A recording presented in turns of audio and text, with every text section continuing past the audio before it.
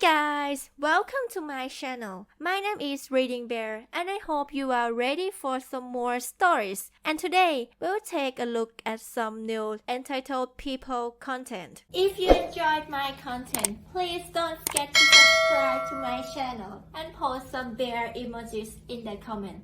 And now, let's dive right into the stories. The first story is titled, "Neighbor Stole My License Plates and Tried to Get Me Towed from My Paid Parking Spot." TLDR. I have a parking pass from the family that I work as a nanny for.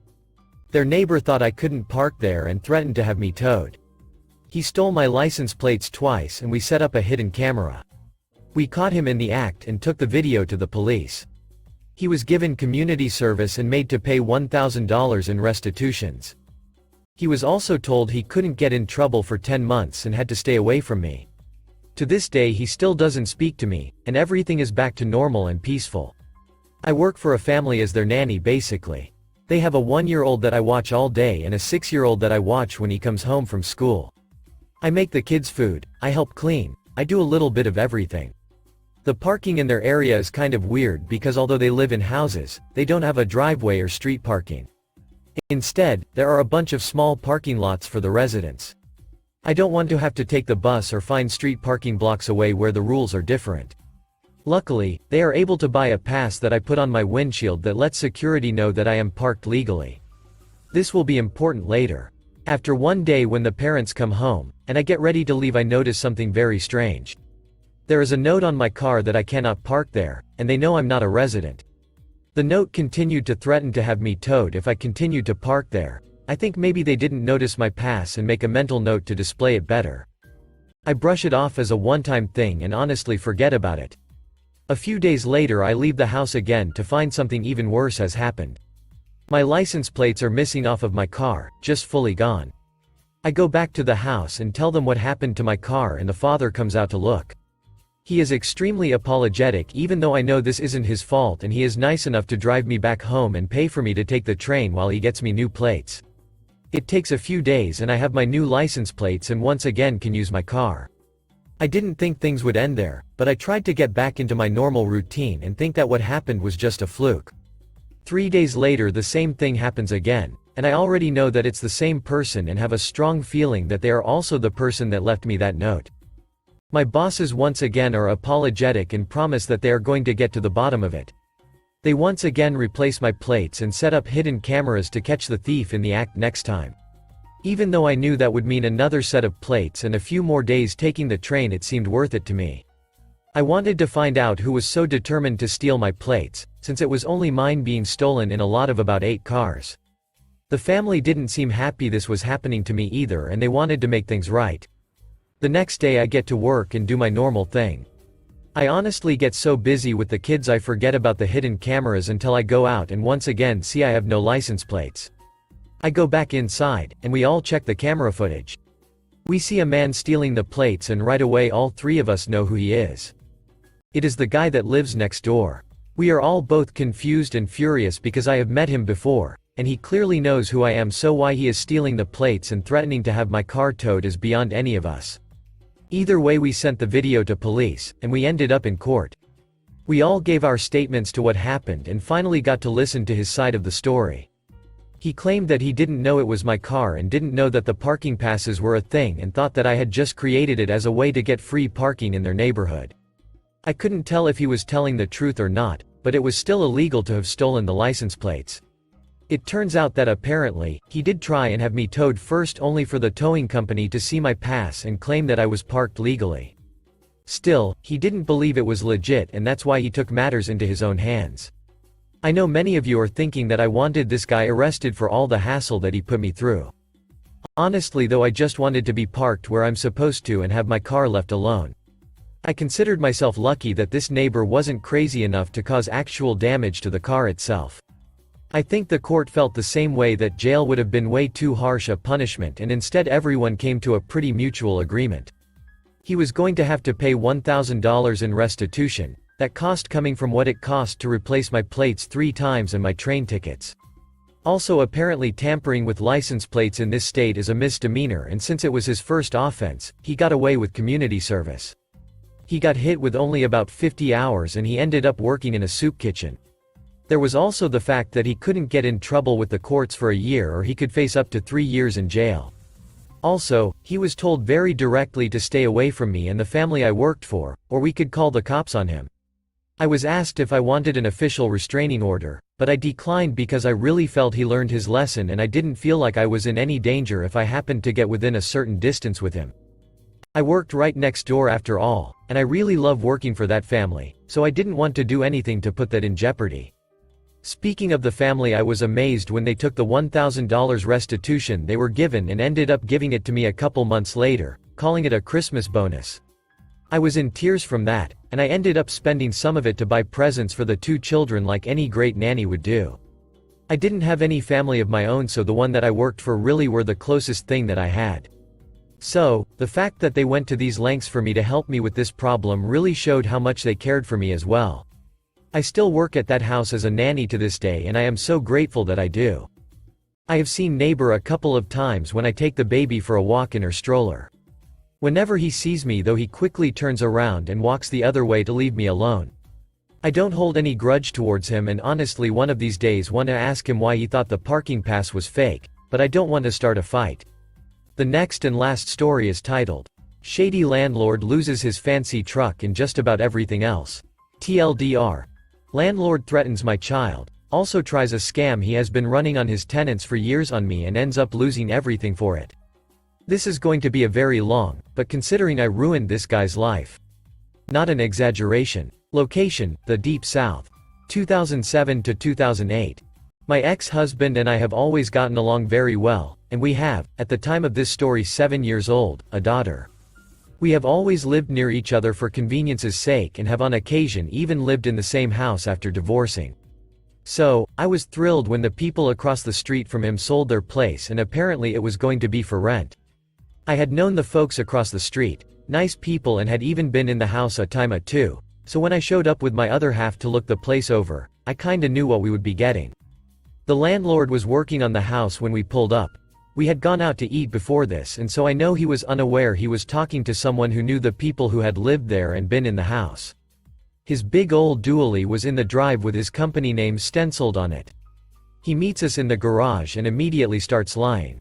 He told me this was his family home, and he was fixing it up, but there were a lot of memories there and his kids had grown up in that house. I realized he was adding value.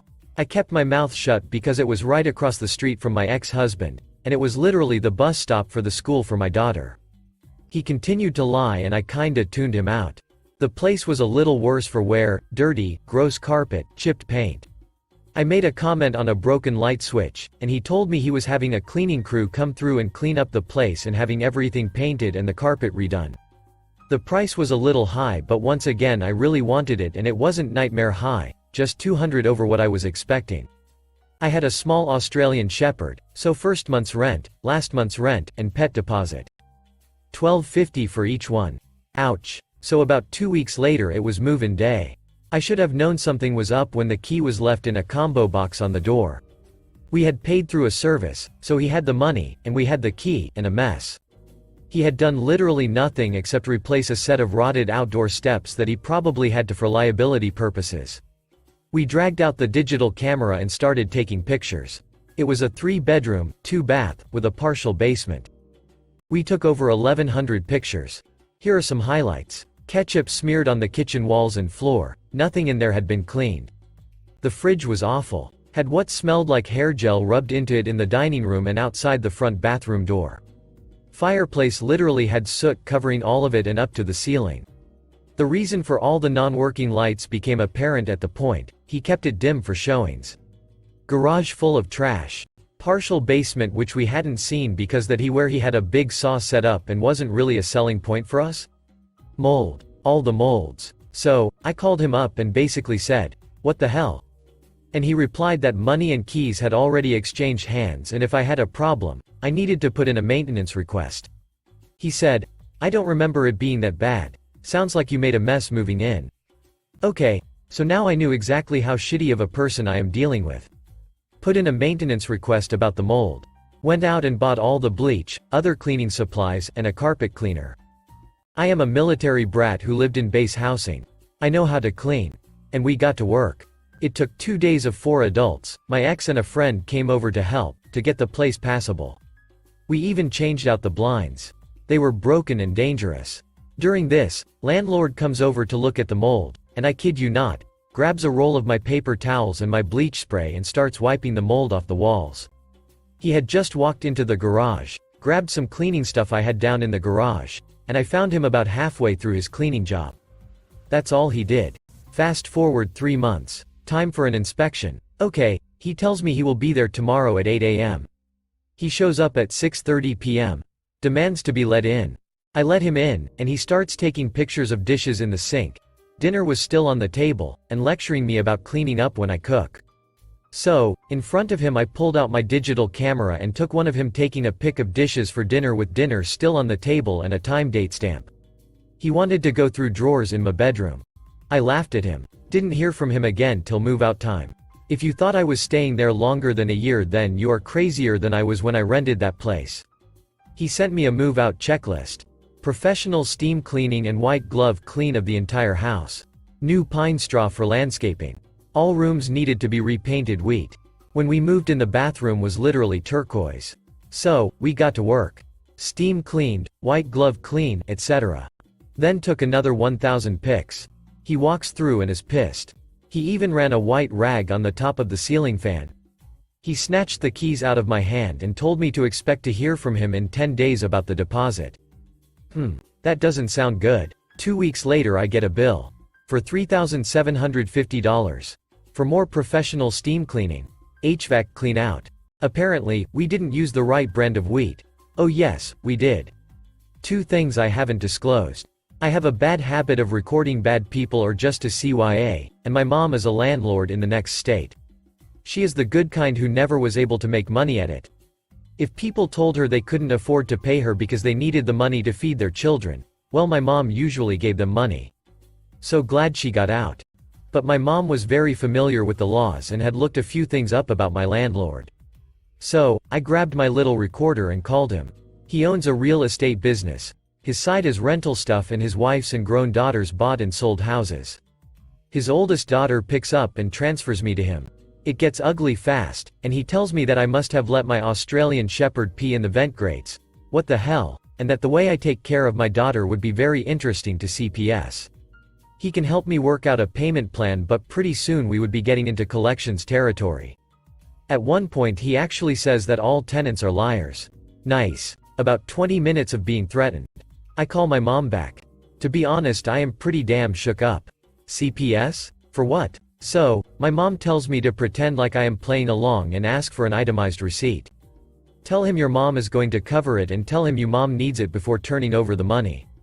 I had 10 minutes after I asked.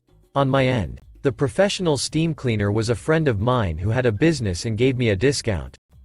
HVAC was a scam. The company he listed belonged to his brother-in-law, was defunct, and out of another state. Since I had before, after, and his new listing pictures, I knew he hadn't hired anyone to do HVAC cleaning. The vents were painted to the wall. In all the pics. We saved our paint receipts, and I actually had pics of us painting. You can see the right brand and color clear as day. I called his business and told his daughter that I would be taking him to court.